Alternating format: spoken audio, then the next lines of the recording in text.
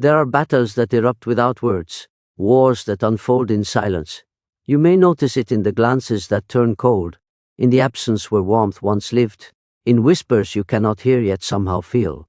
It is the strange moment when others, without explanation, begin to despise you. This hatred rarely belongs to you personally. It arises from the shadow each person carries, the rejected, hidden parts of the self that they cannot bear to acknowledge. When you live authentically, when you radiate a light that exposes what is concealed, that shadow trembles. And rather than confronting their own inner darkness, many will project it onto you. You become the vessel for their unresolved conflicts. Such sudden hostility is not born from your actions alone, it is born from the tension between what others long to become and what they fear they never will. Your presence can remind them of their limitations, their failures, or even their unlived potential. And instead of turning inward, they turn against you. The silent war is not fought with weapons, but with rejection, with subtle hostility, with withdrawal of love. You cannot always prevent it, but you can understand it. To understand is to no longer be trapped by confusion or self-blame. There are conflicts in life that strike without warning. Battles that are not fought with swords or words, but with silence, avoidance, and coldness. They do not announce themselves, nor do they follow the logic of reason. One day you feel the warmth of companionship, the security of belonging, the trust of familiar bonds, and the next you sense a shift, a cooling of the air, a heaviness in the way people look at you, or perhaps refuse to look at you at all. The sudden hatred of others is like an unseen war. You cannot locate its beginning, nor can you predict its outcome. It lives in whispers, in distance, in the invisible space between you and the other. And what makes it so disarming is precisely its invisibility. You cannot fight what you cannot see. The natural impulse is to wonder, what did I do? The mind searches for an explanation, tracing back words and gestures, attempting to identify the misstep that caused affection to turn into hostility. But often there is no single word, no single act that explains it. Instead, what you are experiencing is a deeper phenomenon of the human psyche. The sudden hostility of another rarely originates from the surface of your actions. It comes from beneath, from the unconscious forces within them that are stirred when they encounter you. You may become a reminder of what they lack, of what they fear, or of what they cannot face within themselves. In such a moment, you stop being seen as who you are. Instead, you become a symbol within their inner conflict. This is why the sudden shift feels like a war. A war is not only about what is openly fought, it is also about being cast into a role you did not choose. You become the enemy, not because you have attacked, but because you embody something that threatens. Perhaps your authenticity reveals the inauthenticity of others. Perhaps your light shines too brightly on the parts they would rather keep hidden. Perhaps your growth awakens their awareness of their own stagnation. They may not know this consciously, yet the unconscious recognizes it instantly, and in that recognition a battle begins. The hostility is not about your essence, but about the way your presence unsettles the fragile balance of theirs. This kind of battle is far more destabilizing than open conflict. When an argument is spoken, it can be answered. When an accusation is named, it can be examined. But when rejection manifests in silence, when love is withdrawn without reason, when the atmosphere grows tense without a single word being said, you are left disarmed. The absence of clarity becomes the weapon. You stand not only against their hostility, but against the fog of confusion that surrounds it. It is not only their hatred that wounds, but also the uncertainty of not knowing why it exists at all. Such unseen wars can cut deeply because they strike at the core of human need, the need to belong. When you are suddenly treated as an outsider, when affection turns into suspicion, you feel exiled from the circle of trust you once inhabited. And yet, to take all the blame upon yourself is to misunderstand the nature of what is happening. The truth is that most of this hostility is not about you. It is about the unresolved battles within them, battles they do not dare to fight in their own hearts. Instead, they cast those conflicts outward, projecting them onto you. You become, in a sense, their scapegoat, the bearer of what they cannot accept in themselves. If you do not recognize this dynamic, you may collapse beneath the weight of it. You may spend endless hours trying to win back favor, to mend something that was never broken in you to begin with. You may even reshape yourself, shrinking your light, suppressing your authenticity in order to avoid being hated. But such sacrifices only wound you further, for they ask you to abandon yourself to carry the shadow of another. To recognize that you are in an unseen battle is to stop fighting on the wrong battlefield. It is to step back and see that the hatred you face is less a judgment of your worth than a reflection of another's hidden war. This awareness does not make the hostility disappear, but it transforms your relationship to it. Instead of internalizing blame, you see the situation for what it is, a silent drama in which you have been cast, but which you did not write. This perspective allows you to remain steady, to preserve your sense of self, to hold your ground without collapsing into confusion. It gives you the strength to endure the silence, to withstand the rejection, without letting it corrode your truth. The unseen battle of sudden hatred is a painful reality of human life, but it also becomes a profound teacher. It forces you to see beneath appearances, to recognize the psychological undercurrents that move people without their awareness. It challenges you to stop defining yourself by the acceptance or rejection of others. And above all, it calls you to stand firm in your authenticity, even when unseen wars rise against you. For in the end, their battle is not yours to fight, and their shadow is not yours to carry. What red often appears suddenly, yet beneath its eruption lies a deeper mechanism of the human psyche, projection of the shadow. Every individual carries within themselves aspects of personality they cannot fully accept. These are impulses, desires, fears, and traits that contradict the image they wish to uphold before the world and before themselves. Because these parts are unbearable to acknowledge, they are pushed into the unconscious. They remain alive, however, waiting for an opportunity to find expression. When such a person encounters another whose presence evokes those hidden aspects, the energy of the shadow is released, and the individual projects it outward. What cannot be admitted within is now perceived in the other, and hatred emerges as a defense against seeing one's own rejected nature. This is why the hostility you encounter often feels excessive, even irrational. It does not fit the scale of your actions because it is not truly about you. You have become the carrier of something unresolved in the other. If they despise arrogance within themselves, they may accuse you of pride. If they repress envy, they may call you jealous. If they fear their own weakness, they may see you as a threat. Their perception is distorted because it is fueled not by clear vision but by projection. The qualities they cannot own within themselves are painted onto you like a mask, and they then attack that mask with passion. You, in turn, become bewildered, for the image they despise bears little resemblance to the person you know yourself to be. The mechanism of projection is universal. No one is free from it entirely, for no one sees themselves in perfect wholeness. But the danger arises when people remain blind to this process. Instead of recognizing that their hatred points toward an inner conflict, they become convinced that the enemy lies outside. This is why wars, persecutions, and betrayals repeat across history and within intimate relationships alike.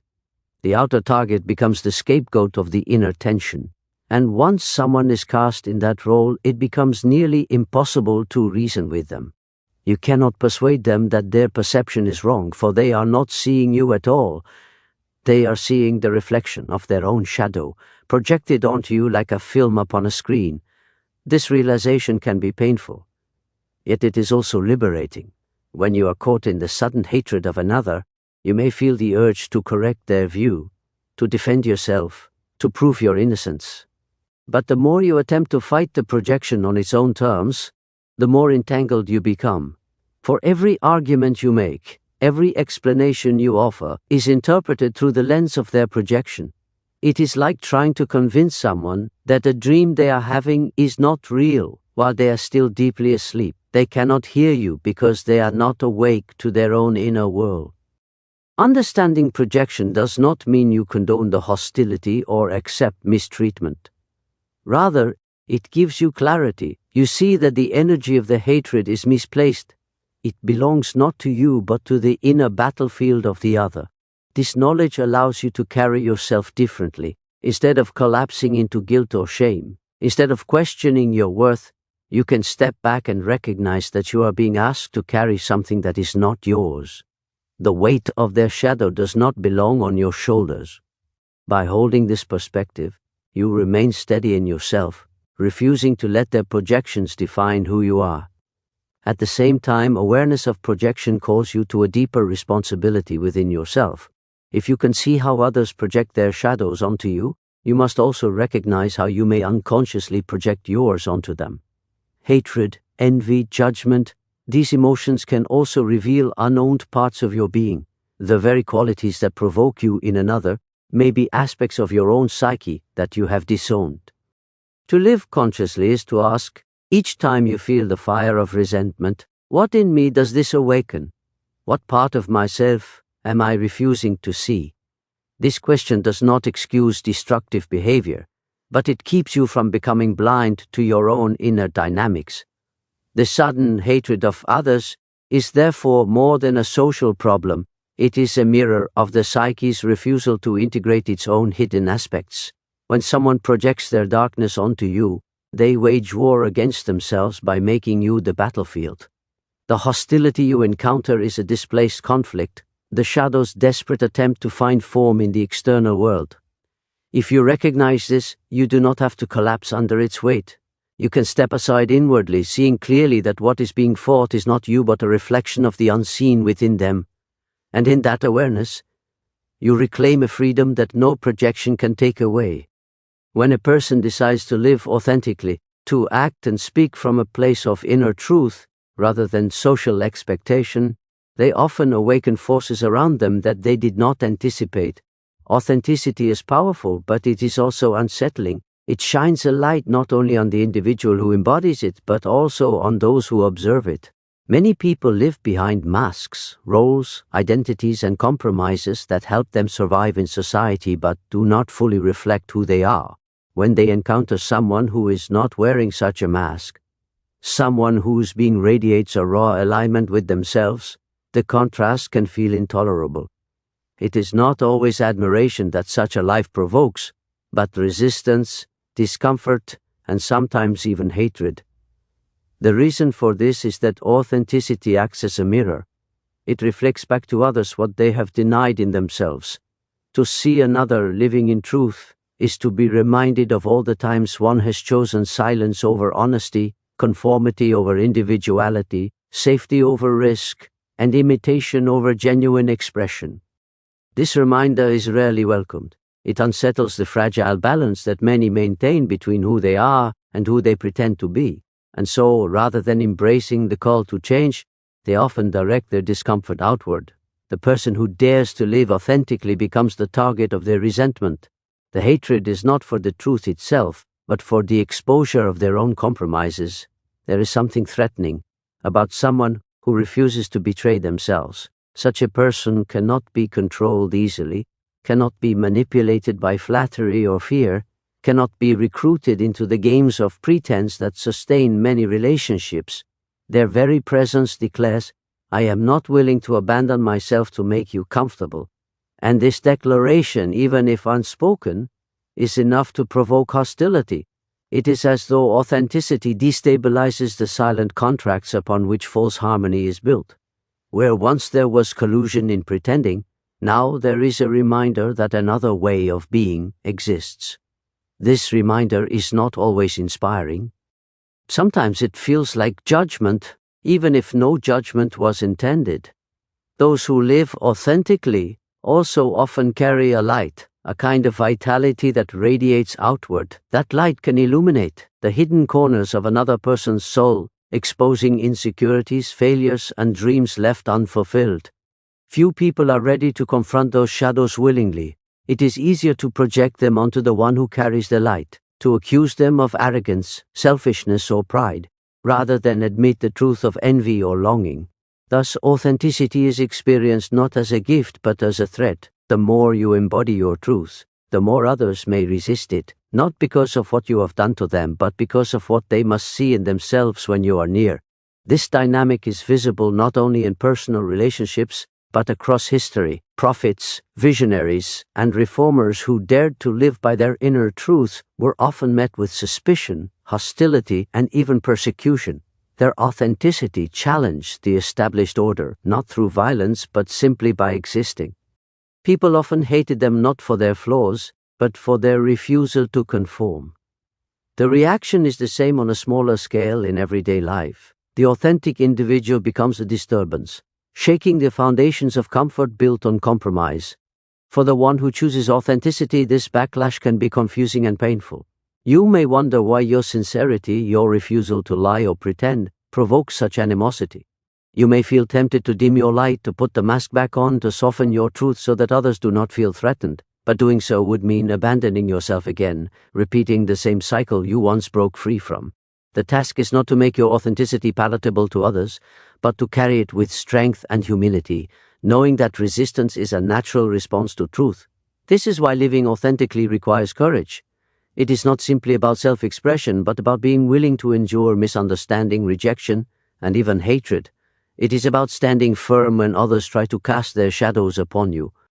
It is about remembering that their discomfort is not a measure of your wrongness, but of the light you carry. Their hostility is often a disguised form of longing, an unconscious recognition that you embody something they too desire but fear to claim. In the end, authenticity does not guarantee admiration. It may instead attract hostility, for it unsettles, provokes, and exposes. But this hostility, painful as it may be, is also a sign that your presence carries weight. It means that you are no longer invisible, that your life speaks in ways beyond words, and though some may respond with hatred, others will be quietly stirred, awakened to their own hidden truth. To live authentically, then, is to accept both the resistance and the inspiration it creates. It is to stand as a reminder that another way of being is possible, even if it comes at the cost of being misunderstood. When hostility arises, it is often puzzling to realize that it carries a weight far greater than anything your actions alone could have justified. The truth is that much of this hostility is less about you than it is about the one who feels it. Your presence can act as a mirror, reflecting back to others not only what they are, but also what they have failed to become. It is not uncommon for someone to feel anger toward you, not because of any harm you have caused, but because you awaken in them an awareness of their own limitations. What they despise in you may actually be the reminder of dreams they abandoned, abilities they never developed, or lives they feared to live. The psyche is deeply uncomfortable with the sight of unrealized potential. Every individual carries within them certain gifts, certain possibilities, a sense of who they might have been if courage had outweighed fear. When another person embodies something close to that possibility, it does not always inspire admiration. Often, it stirs resentment. To see someone else live freely, speak honestly, create boldly, or pursue meaningfully what one has left untouched is to be reminded of one's own compromises. The easier path is not to confront the inner wound, but to direct hostility toward the one who awakened it. Hatred then becomes a form of avoidance, a way of turning away from one's inner poverty by attacking the image of wealth seen in another. It is not only about envy of success or ability, but also about deeper existential reminders. If your life reflects growth, another's stagnation becomes painfully clear. If your courage allows you to step into the unknown, another's fear of risk is laid bare. If you radiate joy, their hidden despair feels more acute. These contrasts are not neutral, they create tension within the observer, and that tension often seeks relief through hostility. Rather than admit, "I have failed to live fully," the psyche finds it easier to say you are arrogant, unworthy, or detestable. This is the mechanism by which unclaimed potential transforms into sudden hatred. The mirror effect is powerful because it bypasses rational thought. The reaction is not carefully considered but instinctive, as though the soul recoils from an unwanted reflection. The other does not see you as you are, they see what they fear they are not. And in that distortion, you are cast as the antagonist in a play that is not yours. The pain you feel is the pain of misrecognition, You are no longer seen for yourself, but as a reminder of another's inner struggle.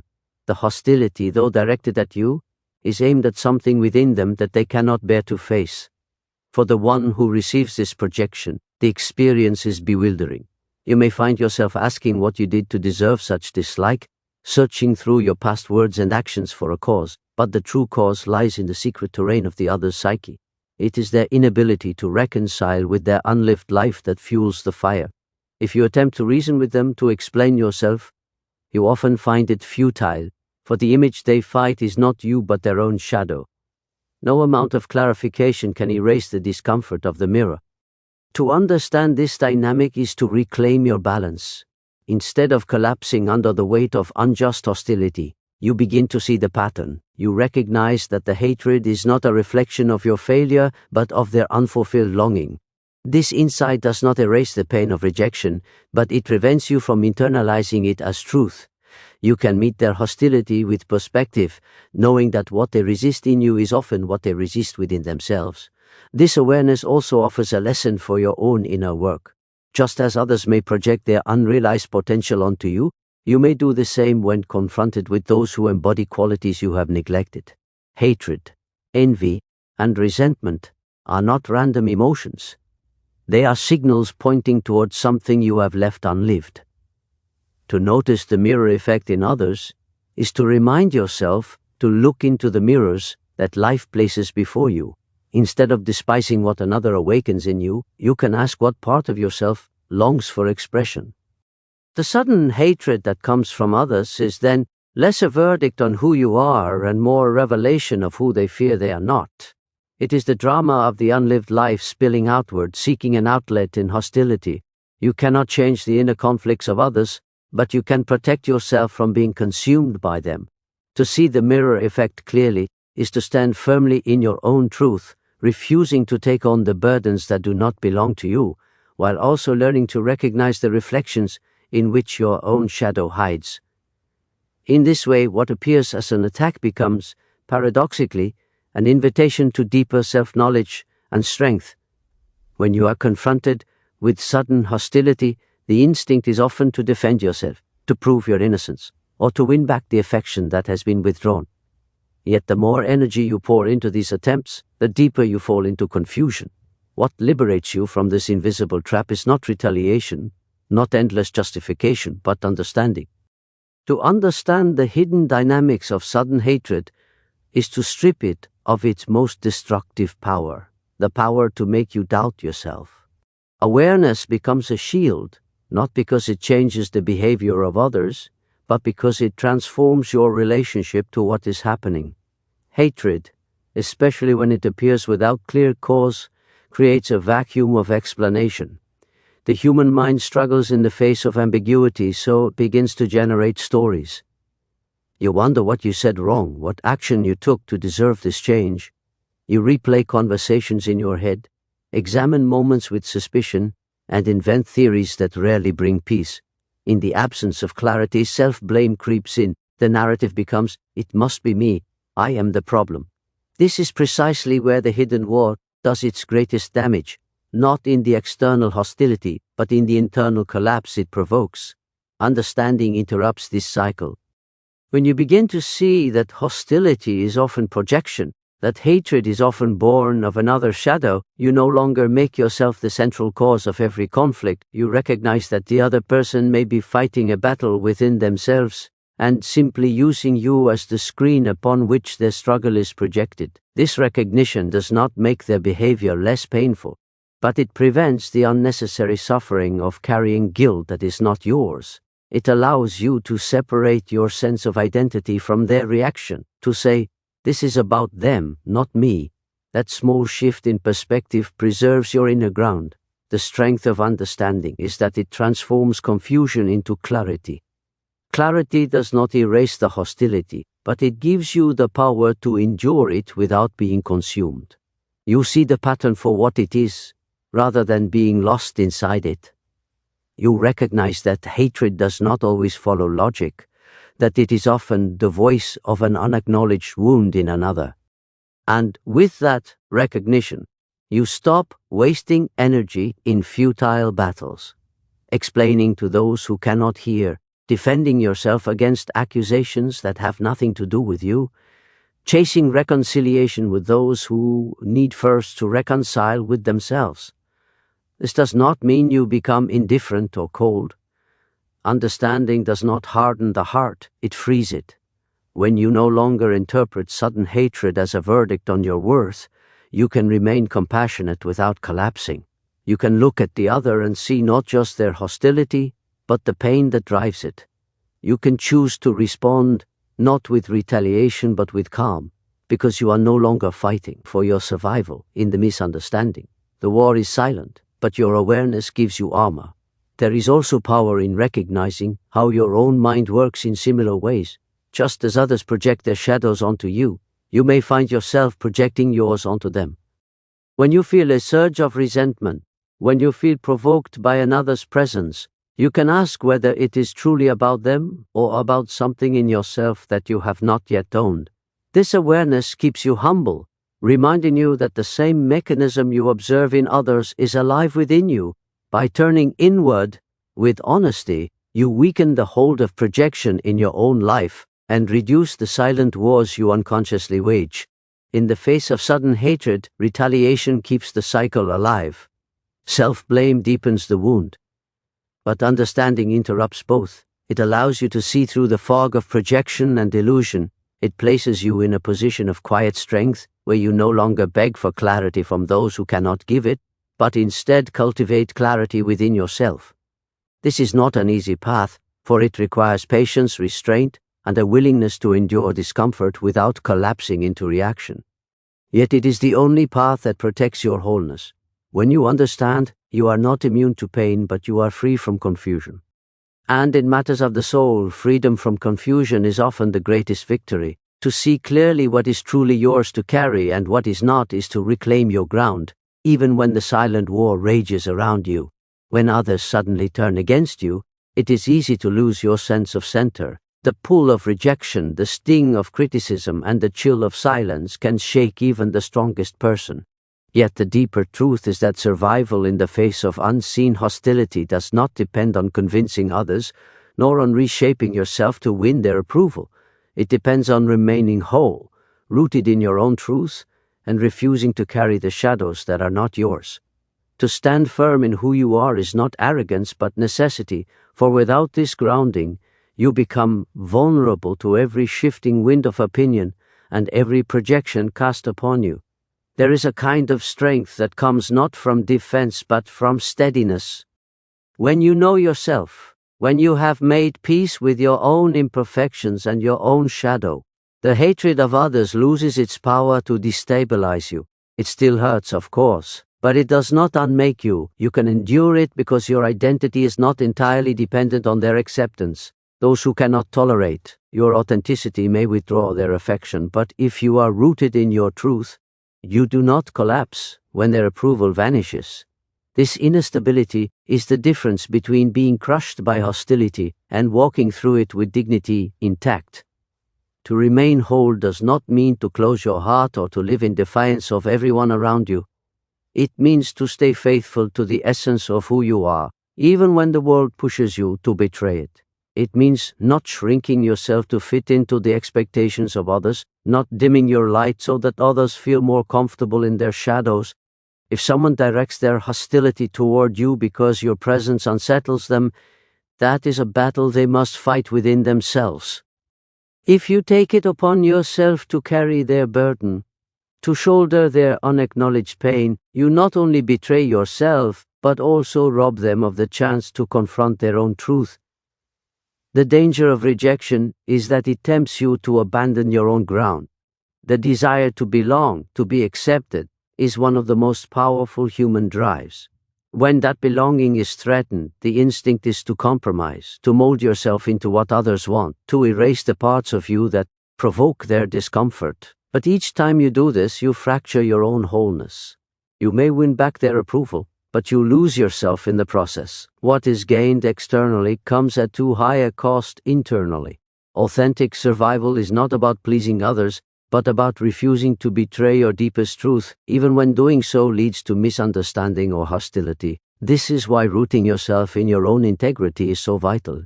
Integrity is not about perfection, but about alignment, about living in harmony with your values, your truth, and your inner vision. When you are aligned in this way, you become less vulnerable to the storms of projection that others throw at you. Their shadows may still fall upon you, but you know enough to distinguish between what belongs to them and what belongs to you. You do not take on the blame that is not yours, nor do you twist yourself into shapes that distort your essence. You remain whole, and in that wholeness you carry a strength that no silent war can destroy. The refusal to carry the shadows of others is not selfishness but clarity. Each person is responsible for their own inner work. When someone projects their unresolved conflicts onto you, they are asking, whether consciously or unconsciously, for you to bear what they cannot face. To accept that burden is to enter into a false contract, one where you take responsibility for their healing while abandoning your own wholeness. By refusing this contract, you protect not only yourself, but also the natural order of growth. You leave the other person with the task that is rightly theirs, whether or not they choose to face it. Remaining rooted in truth is not an act of aggression. It is quiet strength. You do not need to fight back with equal hostility, nor do you need to convince others of your worth. Your worth is not something that can be granted or taken away by another's perception. It resides in the fact of your being, in the authenticity with which you live, in the integrity with which you hold yourself. When you know this, the hatred of others, however sharp, cannot define you. Their shadows may brush against you, but they cannot penetrate the core of your being. In the silent wars of human relationships, the greatest victory is not in conquering others, but in refusing to be conquered by what does not belong to you. Hatred may rise suddenly and without warning, but your task is not to control its arrival. Your task is to remain whole, to carry yourself with dignity, to root yourself in the ground of your truth, and to remember always that the shadows of others are theirs alone to carry.